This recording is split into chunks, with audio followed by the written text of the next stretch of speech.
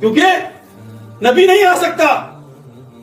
حضور نبی کریم صلی اللہ علیہ وسلم اکمل نمونہ انسانیت ہے. تو آگے سلسلہ چلانے کے لیے یہ وجود کا انتخاب ہوا. پھر حضرت امام حسین نے قربانی دے کر اپنے آپ کو ثابت کیا.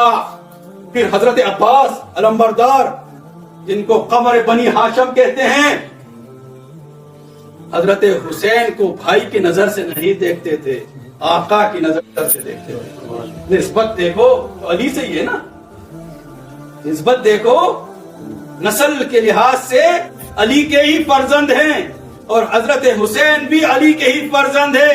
لیکن حضرت حسین نواسہ رسول ہے تو فوقیت ان کی ہو گئی، پنجتن پاک میں ہو گئے. تو حضرت عباس ان کو بھائی جان نہیں بلکہ آقا پکار رہے ہیں، کیونکہ اگر یہ مجھ سے راضی ہو گے تو مولا مجھ سے راضی ہو گے.